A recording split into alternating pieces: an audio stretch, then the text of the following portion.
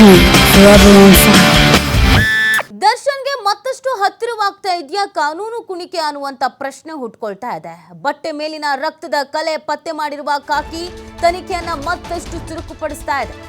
ದರ್ಶನ್ಗೆ ಮತ್ತಷ್ಟು ಹತ್ತಿರವಾಗ್ತಾ ಇದೆಯಾ ಈ ಕಾನೂನು ಕುಣಿಕೆ ಅನ್ನೋದೊಂದು ದೊಡ್ಡ ಅನುಮಾನ.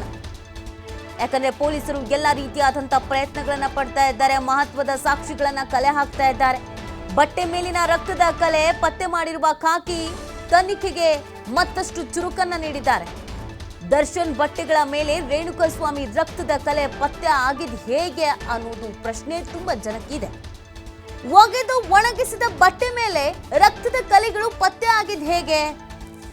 ಈ ಕೊಲೆಯ ನಂತರದ ಬೆಳವಣಿಗೆಗಳು ಸಾಕಷ್ಟು ಇಂಟ್ರೆಸ್ಟಿಂಗ್ ಆಗಿದೆ. ಯಾವುದೇ ರೀತಿಯಾದಂತ ಅನುಮಾನ ಬರಬಾರದು ಅಂತ ಎಲ್ಲ ಸಾಕ್ಷಿಗಳನ್ನ ನಾಶಪಡಿಸುವಂತ ಕೆಲಸ ಆಗಿದೆ ಅನ್ನೋದನ್ನು ಕೂಡ ಹೇಳಲಾಗ್ತಾ ಇತ್ತು. ಅವತ್ತು ಘಟನೆ ನಡೆದಿದ್ದ ದಿನ ಹಾಕಿಕೊಂಡು ಹೋಗಿದ್ದ ಬಟ್ಟೆಯನ್ನ ತೊಳೆದು ಹಾಕಿದ್ರು, ಆದ್ರೂ ರಕ್ತದ ಕಲೆ ಪತ್ತೆ ಆಗಿದ್ದು ಹೇಗೆ? ದರ್ಶನ್ ಜೀನ್ಸ್ ಟಿ ಶರ್ಟ್ ಮೇಲೆ ಲುಮಿನಲ್ ಟೆಸ್ಟ್, ಎಫ್ಎಸ್ಎಲ್ ಕಚೇರಿಯಲ್ಲಿ ನಡೆದ ಲುಮಿನಲ್ ಟೆಸ್ಟ್. ಈ ಟೆಸ್ಟ್ ಮುಖಾಂತರವಾಗಿ ರಕ್ತದ ಕಲೆ ಇತ್ತಾ ಇಲ್ವಾ ಅನ್ನೋದು ಗೊತ್ತಾಗಿತ್ತು. ಲುಮಿನಲ್ ಟೆಸ್ಟ್ ಮೂಲಕ ರೇಣುಕಾಸ್ವಾಮಿ ರಕ್ತದ ಕಲೆಗಳನ್ನ ಪತ್ತೆ ಹಚ್ಚಿತ್ತು. ತುಂಬಾ ಜನಕ್ಕೆ ಈಗ ಪ್ರಶ್ನೆ ಆಗ್ತಿರುತ್ತೆ, ಈ ಲುಮಿನಲ್ ಟೆಸ್ಟ್ ಅಂದ್ರೆ ಏನು ಮತ್ತು ಅದು ಹೆಂಗಿರತ್ತೆ, ಅದರ ರಿಸಲ್ಟ್ ಏನಾಗಿರುತ್ತೆ ಅಂತ. ಕೆಲವೊಂದಷ್ಟು ಟೆಸ್ಟ್ಗಳಿಂದ ಈ ಕ್ರಿಮಿನಲ್ ಕೇಸ್ಗಳನ್ನು ಈಸಿಯಾಗಿ ಕಂಡುಹಿಡಿಬಹುದು. ಅದೇ ರೀತಿಯಾಗಿ ಲುಮಿನಲ್ ಟೆಸ್ಟ್. ಹಾಗಿದ್ರೆ ಲುಮಿನಲ್ ಟೆಸ್ಟ್ ಅಂದ್ರೆ ಏನು, ಹೇಗೆ ಮಾಡ್ತಾರೆ ಅಂತ ಅಂದ್ರೆ, ಲುಮಿನಲ್ ಎಂಬ ಕೆಮಿಕಲ್ ಅನ್ನು ಬಳಸಿ ಮಾಡುವಂತ ಒಂದು ಟೆಸ್ಟ್ ಇದು.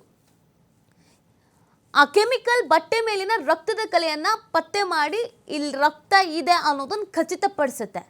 ಮೊದಲು ಬಟ್ಟೆಗಳ ಮೇಲೆ ಲುಮಿನಲ್ ಕೆಮಿಕಲ್ ಅನ್ನ ಬಳಿಯಲಾಗತ್ತೆ. ಅವತ್ತು ದರ್ಶನ್ ಧರಿಸಿದ್ದಂಥ ಬಟ್ಟೆಯ ಮೇಲೆ ಲುಮಿನಲ್ ಕೆಮಿಕಲ್ ಅನ್ನ ಮೊದಲಿಗೆ ಬಳಿದಿದ್ದಾರೆ. ಈ ಲುಮಿನಲ್ ನೀಲಿ ಮತ್ತು ಹಸಿರು ಬಣ್ಣದ ದ್ರಾವಣವನ್ನ ಉತ್ಪಾದಿಸುತ್ತೆ. ಈ ಕೆಮಿಕಲ್ ಯಾವ ರೀತಿಯಾಗಿ ಕೆಲಸ ಮಾಡುತ್ತೆ ಅಂತ ಅಂದ್ರೆ, ಇದರ ಗುಣ ಸ್ವಭಾವ ಹೇಗೆ ಅಂತ ಅಂದ್ರೆ, ಈ ಲುಮಿನಲ್ ನೀಲಿ ಮತ್ತು ಹಸಿರು ಬಣ್ಣದ ದ್ರಾವಣವನ್ನು ಉತ್ಪಾದಿಸುತ್ತೆ. ಬಟ್ಟೆ ವಾಶ್ ಮಾಡಿದ್ರೂ ಕೂಡ ಹಿಮೋಗ್ಲೋಬಿನ್ ಮಾತ್ರ ಹೋಗಿರೋದಿಲ್ಲ. ಹಿಮೋಗ್ಲೋಬಿನ್ ಜೊತೆಗೆ ವರ್ತಿಸಿ ನೀಲಿ ಹಸಿರು ಬಣ್ಣವನ್ನು ಉತ್ಪಾದಿಸುತ್ತೆ ಈ ಲುಮಿನಲ್. ಹೀಗಾಗಿ ನೀಲಿ ಮತ್ತು ಹಸಿರು ಬಣ್ಣದ ದ್ರಾವಣದಿಂದ DNA ಸಂಗ್ರಹ ಆಗಿದೆ. ನೋಡಿ, ಪ್ರತಿಯೊಂದು ಕೂಡ ಇಲ್ಲಿ ಮಹತ್ವ ಆಗ್ತಾ ಇರೋದು. ನಾವು ಸಾಮಾನ್ಯವಾಗಿ ಯಾವುದೋ ಒಂದು ಈ ಥರದ್ದು ಕೊಲೆ ಕೇಸು ಅಥವಾ ಬೇರೆ ಬೇರೆ ಕೇಸಸ್ಗಳಲ್ಲಿ ಪೊಲೀಸರು ಹೆಂಗೆ ಈ ತನಿಖೆಯನ್ನು ನಡೆಸಿದ್ರು, ಹೆಂಗೆ ಗೊತ್ತಾಯಿತು, ಹೆಂಗೆ ಸಾಧ್ಯ ಅಂತ ನಾವು ಯೋಚನೆ ಮಾಡ್ತಾ ಇರ್ತೀವಿ. ಕ್ರಿಮಿನಲ್ ಎಷ್ಟೇ ಕ್ರಿಮಿನಲ್ ಆಗಿದ್ರೂ ಪೊಲೀಸರ ಮುಂದೆ ಮಂಡಿ ಊರಲೇಬೇಕು. ಯಾಕಂದರೆ ಸಾಕಷ್ಟು ಟೆಸ್ಟ್ಗಳಿದೆ. ನೋಡಿ, ಈ ಲುಮಿನಲ್ ಟೆಸ್ಟನ್ನು ಹೇಗೆ ಮಾಡಿದ್ರು, ಯಾಕೆ ಮಾಡಿದ್ರು ಅನ್ನೋದ್ರ ಬಗ್ಗೆ ನಾನು ಹೇಳ್ತಾ ಇದ್ದೆ. ಈ ಲುಮಿನಲ್ ಅನ್ನೋದು ಹಿಮೋಗ್ಲೋಬಿನ್ ಜೊತೆಗೆ ಬೆರೆತಾಗ, ಸೇರಿದಾಗ ಅದು ನೀಲಿ ಅಥವಾ ಹಸಿರು ಬಣ್ಣವನ್ನು ಉತ್ಪಾದಿಸುತ್ತೆ. ಇದರ ಗುಣ ಆ ರೀತಿಯಾಗಿ, ಈ ಕೆಮಿಕಲ್ದು ಗುಣ ಆ ರೀತಿಯಾಗಿ.